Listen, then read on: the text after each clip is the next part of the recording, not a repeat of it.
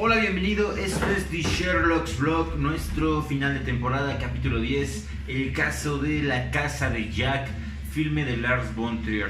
Vamos a analizar esta película que yo te diría que tienes que ir porque no es un género que yo he dicho de terror, sino de horror. Pero más que de horror yo te diría que es un filme de culto. Me parece brillante. Bueno, en general a mí el director me gusta bastante, así que, ¿qué te puedo decir yo? Lo que vamos a platicar hoy es más bien cómo podemos analizar tres casos que se presentan en la película desde lo que hemos visto durante toda esta temporada, es decir, tanto desde la perspectiva criminalística como desde la perspectiva médica forense. Para eso te voy a desglosar tres casos, por supuesto, eso te los voy a mostrar directamente de la película, aunque hay muchos más casos y hay muchas más razones por las que tú tienes que ir y ver esta película. Así que bueno, te vas a ir enterando por qué. Vamos a analizar tres casos. Vamos a ver, por ejemplo, el primero, que sería respecto a un homicidio por asfixia, o bien por hipoxia, o bien por estrangulamiento. El segundo, donde habrá un estrangulamiento y también un atropellamiento incompleto. Y el tercero, donde habrá tres homicidios por proyectil de arma de fuego.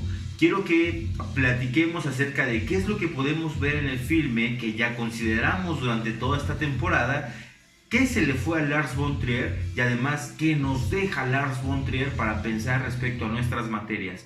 Normalmente el cierre es una producción que nos lleva un poquito más de tiempo, sin embargo espero que pueda ser leve y además que encontremos muchas oportunidades aquí de crecimiento. Así que sin más, vámonos rápido con el caso número 1 de la casa de Jack. Look this. ¿Qué es lo que vas a estar viendo en esta escena? En esta escena te estoy presentando, por ejemplo, el primero de los casos de Jack. Es decir, cuando, que estamos viendo aquí por supuesto, cuando él se acerca a la casa de una señora que evidentemente vive sola, y entonces le dice que es un agente de seguros, luego que es un policía, etc. Y ella se rehúsa a dejarlo entrar hasta que al fin lo concede. Él se siente sumamente ofendido y sin embargo ella no entiende qué es lo que está sucediendo. ¿Qué va a pasar? Mira con atención.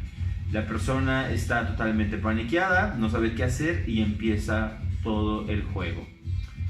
Nosotros hemos hablado de las lesiones por intercambio, hemos hablado de que hay un principio de intercambio, de hecho, que vimos en el capítulo anterior, o en capítulos anteriores, y entonces ahora ya podemos empezar a ver qué es lo que tendríamos que hacer durante una reconstrucción. Mira, ahí ya empezó el estrangulamiento.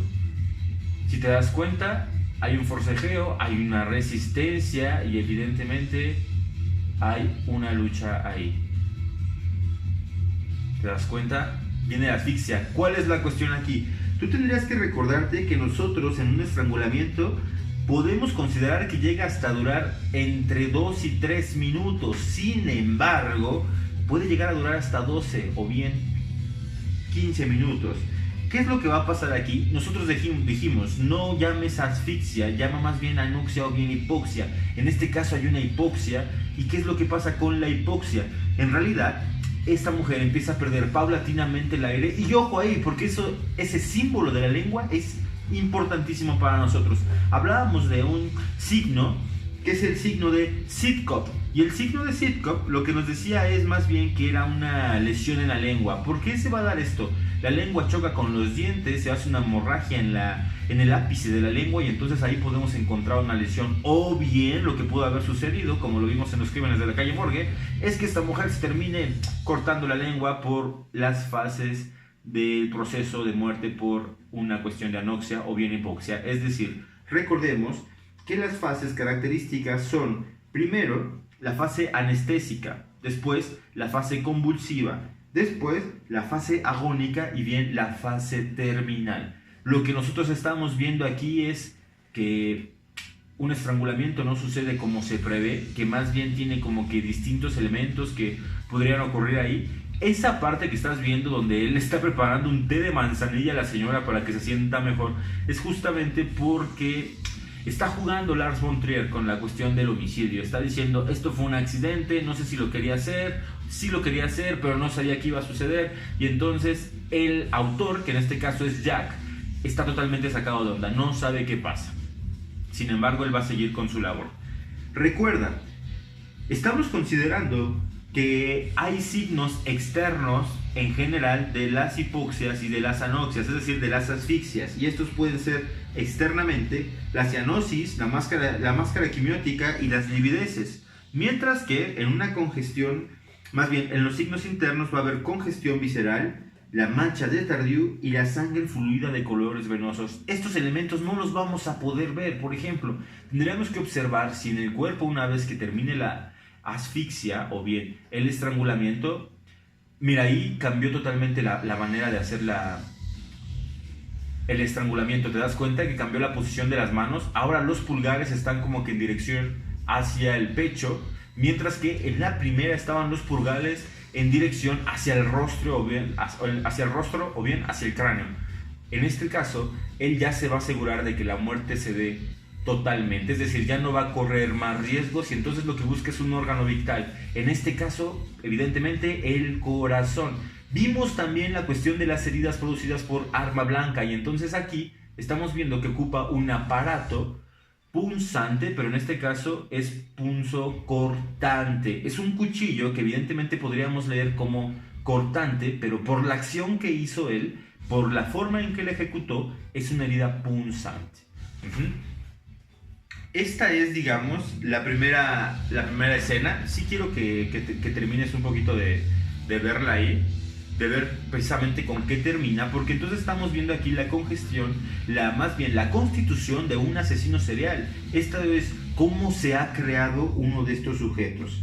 Hablamos, por ejemplo, de que vimos una constricción de cuello de manera mecánica, vimos pues que también hay un empleo de arma blanca y además ya podemos empezar a cuestionar si vemos o no los signos externos. Justamente con esta escena terminaría esta primera parte de la película. Ojo, la película en distintas etapas va a ser más bien como aquí una burla, como un juego irónico de cómo se va constituyendo un sujeto como este y de estas características. Va a decir, por ejemplo, trató de matarla, trató de estrangularla, pero no sabía cuánto tiempo ni de qué manera tendría que emplear adecuadamente la fuerza y el tiempo para que la muerte se diera. Vamos a ver otro caso.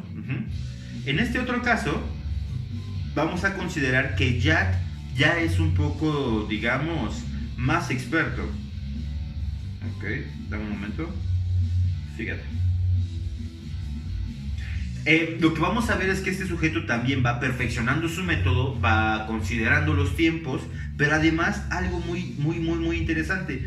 Este sujeto tiene un trastorno obsesivo compulsivo y entonces en algunas escenas vamos a ver que es sumamente cauteloso de la limpieza y de lo que deja en la escena del crimen. Sin embargo, poco a poco eso lo va a ir liberando. Fíjate, y este es nuestro segundo caso, donde empezamos con una cuestión de un homicidio por estrangulamiento de la siguiente víctima, que es más bien su pareja sentimental. Fíjate, estamos viendo aquí una interacción de ellos. Parece que están teniendo más bien una cuestión ahí como privada, como muy íntima, como hasta perversona, de sadismo, masoquismo, y entonces empieza la cuestión del estrangulamiento. Ahí ella ya dijo, esto no es en serio, esto no es real, y entonces sí, él ya está haciendo una fuerza constante durante más tiempo, y de hecho luego va a hacer un señalamiento sobre el reloj para darse cuenta de que efectivamente transcurrió el tiempo necesario para que esta mujer muriera. Esto de aquí, lo que estamos viendo con el estrangulamiento, nos va a dejar ciertas equimosis muy características. ¿Cuáles son?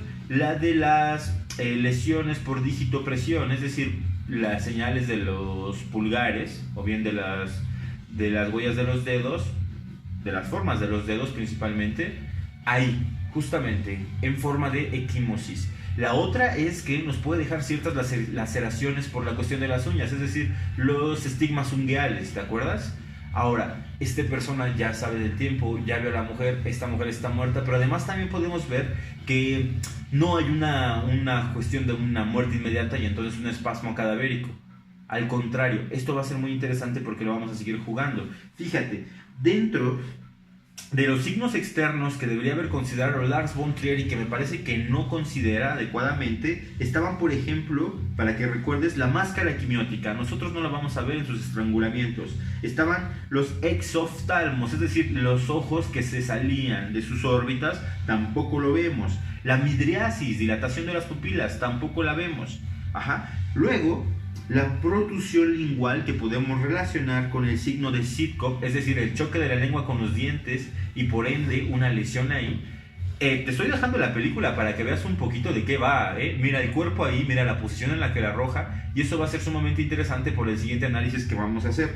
Otro de los elementos externos que podríamos ver era la relajación de esfínteres y las livideces, pero no las vemos, es decir, no vemos fluidos por ahí que estén, ni tampoco las livideces, porque no se ha dado tampoco una cuestión de una suspensión completa, en donde sí veríamos seguramente lo que sucede. Recuerda que las señales, estas que te acabo de mencionar, tanto la máscara quimiótica, los exoftalmos, la midriasis, la protusión lingual, la relajación de esfínteres, etc., suceden más a menudo en un ahorcado por el efecto de la suspensión del cuerpo y de la gravedad. Fíjate, este sujeto lo que hace es tomar fotos de sus casos. Él ama, apasiona, está apasionado con los negativos, pero en este caso su foto no le va a salir bien. ¿Y qué es lo que va a hacer? Regresar para tomar unas nuevas y entonces sí haber completado su misión. En realidad le está tomando tiempo, ya se dio cuenta que tiene que regresar, y quiero que notes la posición del cuerpo. Fíjate, ¿recuerdas el cuerpo antes? Ahora date cuenta de esto. Rigidez cadavérica, punto para Lars von Trier. En este caso sí lo cuidó, ¿te das cuenta? Este amigo va en el camino y se va a dar nuestro segundo caso, que es el nuevo homicidio, es decir, por un atropellamiento incompleto. Ya vio a la persona, ya lo decidió, se arrepiente, dijo, esto ya valió, ya estoy aquí y total, somos hombres o payasos. Se va a regresar y va a atropellar a la mujer. Hablando un poquito, por ejemplo, ya de la cuestión del cronotanatodiagnóstico, hay que considerar la rigidez. En este caso, nosotros ya tendríamos que ver en los cadáveres que tiene, por ejemplo, en este caso Lars von Trier, 3 elementos al menos. El frigor mortis, porque el frigor mortis se da entre la primera y la segunda hora.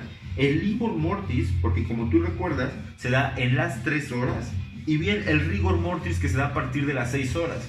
Nosotros tuvimos un indicio ahí donde señala el reloj, lo muestra de hecho, y podemos ver que más o menos esto del homicidio, del primer homicidio, pasó al mediodía, 12:30 del día. Y entonces para estas horas al menos ya habrán pasado 10 horas o bien 15 horas que nos podrían decir que el cuerpo ha alcanzado su mayor estado de rigidez, es decir, a las 10 horas. Y entonces por eso es que este amigo puede cargar los cuerpos y transportarlos, al menos uno de ellos, con la rigidez totalmente a tope. Ahorita va a llegar, por ejemplo, si te das cuenta, esto es principios de indagación, ahí lleva un faro blanco y un faro rojo. El faro rojo es por el impacto del cuerpo, y entonces eso sí es un detalle que él cuida. Eso es, Lars von Trier, por ejemplo, cuida estos detalles de que, ok, si le pegó y aquí debe haber sangre, debe estar acá. Esos espacios que tú tienes entre cada escena del crimen es algo de la película de Jack, donde él hace sus reflexiones. Por ejemplo, ahí lo que está planteando, porque de hecho se está declarando con un amigo o un cuate que conocerás una vez que veas la película, le dice, ¿tú por qué hacías esto? Y él le dice, mira, esto es como una comadreja en un granero, ¿no? Vea la sangre de sed que sacan, o más bien la sangre de la sed producida por las gallinas, es lo que le hace seguir comiendo, simplemente el hambre de sangre. Aquí está haciendo otro análisis de un poema de Blake, que más bien tiene que ver con el tigre y el cordero, y en realidad está justificando sus acciones como si él fuera un artista y como si él tuviera que estar en este mundo para actuar de la siguiente manera. Déjame adelantarte un poco para que puedas ver, por ejemplo, ya los efectos y los juegos que tiene él con la cuestión de los... ¿cómo se llama? Donde juega con los cuerpos un poco, ¿sabes? Donde empieza más bien a decir, empieza a cargar los cuerpos y dice, es que en realidad ya no pasa nada, nadie me está cuidando, y en realidad creo que entre menos te protejas, mejor estás, ¿no? Dice, estás más a salvo si te proteges menos, a que si estás todo el tiempo preocupado por lo que va a pasar. Fíjate, esta es la escena del hotel en donde empezamos con su pareja, y ahora, aquí lo que va a hacer es que está trasladando los cuerpos. Pero Lars von Trier cuidó aquí el detalle de la rigidez cadavérica de la mujer. Y entonces tenemos dos cuerpos y dos comparación de estado del cadáver. Por ejemplo, uno que recién muere, que recién lo acaban de ejecutar, que no llevaría más de una hora o algo así, y que a lo mucho con lo que empezaría sería con el frigor mortis o bien con las livideces. O sí podríamos ver signos tempranos, pero no tenemos los ojos abiertos y entonces no nos puede ver, por ejemplo, signo de Stenon Lewis o mancha de Sommer, no nos es posible verla. Sin embargo, mira, mantiene en la inercia de la película el rigor mortis por un lado y el estado normal del cuerpo. Ahí tú vas a ver las fotos, ¿ok? En las fotos ya está jugando él con la cuestión del cadáver duro y el cadáver fijo, etc. Recuerda, esto para este sujeto es un juego, totalmente un juego. Y entonces vamos a llegar a nuestro caso número 3. El caso número 3 es un homicidio por proyectil de arma de fuego. Déjame mostrarte un poco del video. La cuestión es que este sujeto lo que hace es seducir a una madre soltera que tiene 2 hijos, ¿no? Estos 2 hijos lo que hacen es que van, parece que a un camping, a un estado de... Bueno, van a hacer un camping, ¿no? Lo que van a hacer es más bien como simplemente ir a pasear, ¿ok? Ellos llegan, están en una camioneta, empiezan a platicar y sin embargo, este amigo lleva un arma, se sube a una torreta y entonces lo que va a hacer es que va a empezar a cazar a los chicos, es decir, a los hijos de esta señora. Este amigo los va a empezar a cazar y entonces una cena familiar aparentemente agradable, una tarde de verano, pues mira, va a terminar en lo siguiente y te voy a enseñar esta otra parte. Fíjate.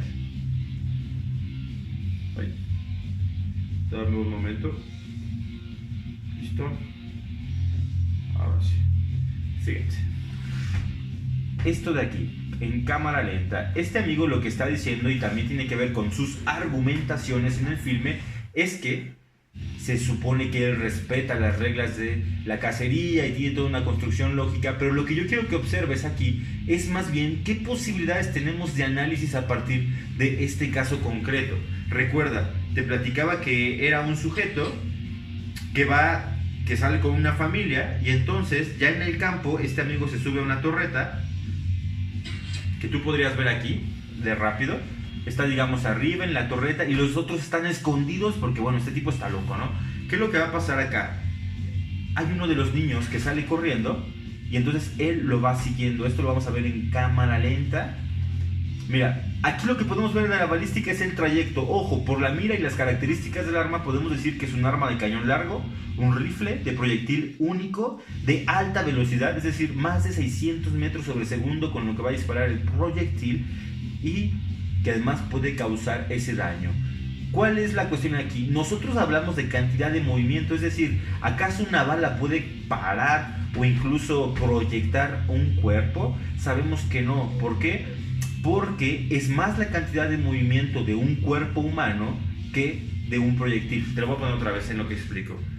Entonces, lo que va a pasar aquí realmente es que en este caso si hay una congruencia y una correspondencia. ¿Por qué? Porque el disparo va a la pierna y lo que hace es fracturar totalmente la rodilla y por eso el niño cae. Sin embargo, este amigo, y hay que decir que es una caída porque está sobre el mismo plano, este amigo lo que va a hacer es dar un segundo disparo, porque recordemos que la muerte se da o porque afectamos un órgano vital o porque hubo un choque hipovolémico, es decir, una pérdida suficiente de la sangre para que el tipo entre en shock, o bien porque hubo una muerte instantánea.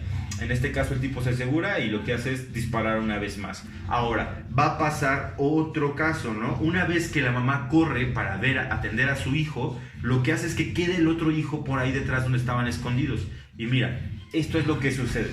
La madre está con el hijo, el tipo está en la torreta y entonces lo que sigue es este amigo. Ojo, ojo, observa ahí. ¡Pum! Nosotros estamos viendo un impacto, estamos viendo un cráneo fracturado, una proyección de sangre, pero la pregunta es, ¿este disparo fue aplicado correctamente?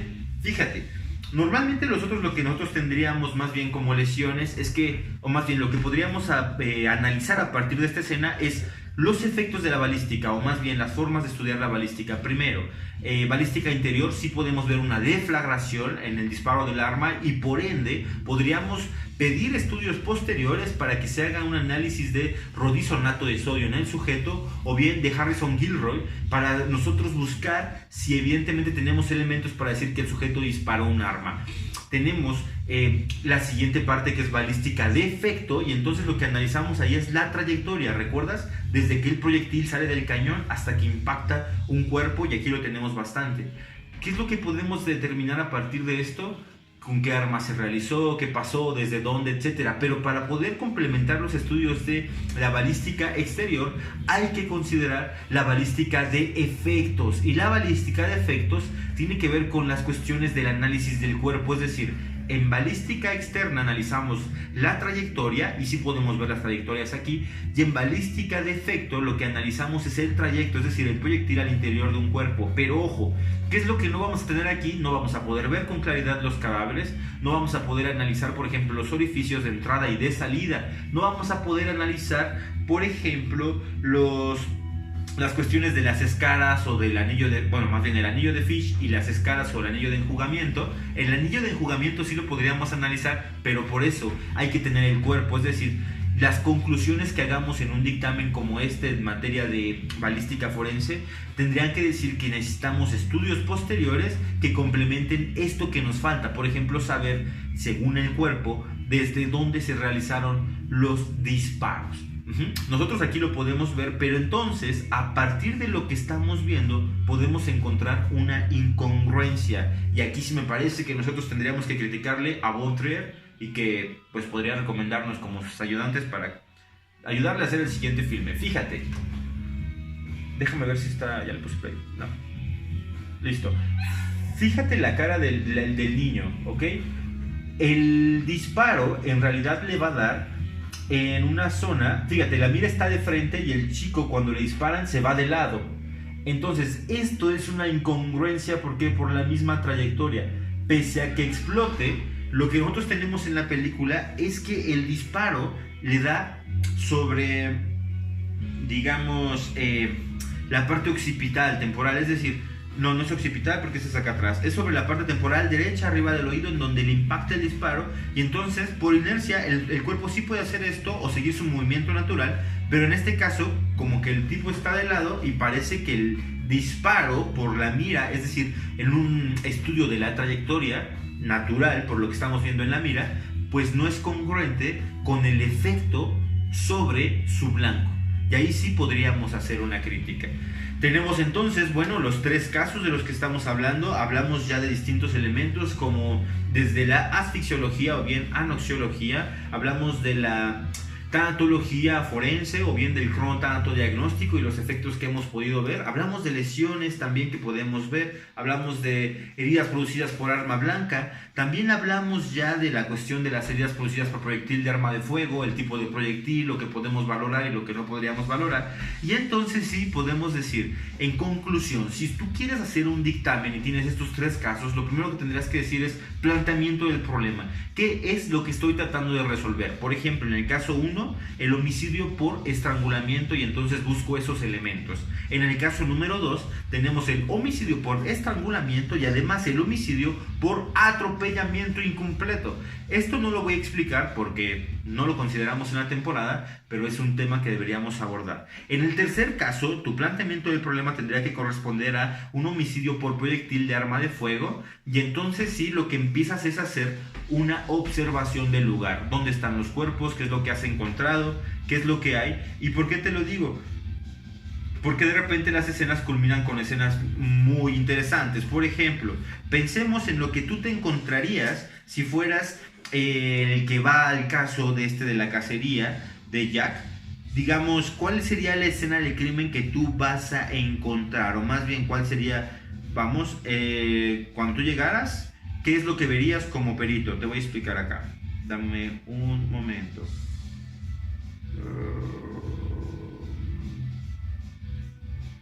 Hola. Fíjate lo que tú encontrarías en este caso. ¿Cómo tú encontrarías la escena del crimen o bien el lugar de los hechos? de la siguiente manera. Esto es lo que tú llegarías a encontrar al lugar. Por supuesto, sin el signo de pausa adelante y atrás. Esta sería tu escena de crimen. ¿Cómo demonios vas a reconstruir todo lo que sucedió ahí? Bueno, a partir de los indicios, de la observación, del análisis de las trayectorias. Y entonces sí, tu planteamiento del problema es, ok, aquí hubo un homicidio por proyectil de arma de fuego, pero ¿cómo demonios sucedió? Y entonces sí tiene que ver con la cuestión del dictamen. Y entonces podríamos considerar las partes: el planteamiento del problema, la observación del lugar, tus hipótesis de qué es lo que pudo haber sucedido. Es decir, tú estás viendo la escena y entonces dices, ¿qué es lo que pudo haber pasado aquí? Ya analizaste el lugar y ahora sí determinas cómo vas a llevar a cabo el examen. Haces el examen, haces la reconstrucción y entonces las conclusiones de este primer, digamos, informe pericial o bien dictamen en criminalística. Y ahora sí lo que vas a decir es, en tus conclusiones solicito estudios complementarios como los que decíamos, para ver si el sujeto ha disparado, para analizar los cuerpos y sus heridas, por ejemplo, orificios de entrada, orificios de salida y trayectos, para poder determinar la trayectoria por donde se realizaron y ejecutaron los disparos de arma de fuego. Y entonces sí, puedes reconstruir todo lo que ya empezamos a ver en algunos breves videos. Eso sería realmente lo que tendríamos que hacer desde una perspectiva tanto médica forense como criminalística. Si te das cuenta, los principios de criminalística, que yo preferí llamar los principios de indagación, son principios que aplica Lars von Trier para hacer sus películas, y bien yo diría que las aplica cualquier artista. Sin embargo, va a haber otro tema, y más bien yo diría que un cuarto caso en este análisis. El caso es el de Lars von Trier directamente. Yo lo que quiero analizar en este cuarto elemento son los argumentos de Jack. Es decir, para explicar el what the fuck Jack, hay que analizar qué es lo que está pensando y qué es lo que está diciendo y por qué realiza sus actos. Es decir, valoremos sus justificaciones. ¿Recuerdas aquello de que la maldad es maldad verdadera en tanto que no tiene razones? Bueno, este amigo las tiene. Y entonces quiero analizar los elementos que trabaja. Por ejemplo, el asesino se justifica en que todo esto es ayuda quizás de un ser supremo. También tiene la cuestión del poema de Blake, Entre el tigre y el cordero. Tiene la cuestión del hambre del asesino y por qué es que de repente deja de matar y vuelve a matar, además de los elementos lógicos de sus acciones. Este tipo ya lo que pretende es ser un artista. Sin embargo, para esto vamos a hacer un nuevo capítulo, una prolongación del capítulo 10, en donde ya te voy a hablar de los contenidos más filosóficos, más criminológicos, y que en realidad nos dan un enfoque nuevo y una perspectiva totalmente nueva de lo que deberíamos estar haciendo nosotros en ciencias penales. No solamente actuar como personajes reactivos, sino también como personajes reflexivos. Y entonces sí, estaríamos haciendo una cuestión más allá de lo que los objetivos nos plantean. Esto es The Sherlock's Vlog. Yo soy el profesor Panchi. Esto fue La Casa de Jack. Y bueno, recuerda que todavía tenemos una entrega sobre el caso cuarto. Es decir, Lars von Trier y Jack vienen a escena. Ha sido un placer tenerte conmigo. Espérame, porque vamos a grabar desde London Eye. O entérate más bien a qué me refiero. Esto fue The Sherlock's Vlog. Nos vemos. Espero verte aquí abajo y chao.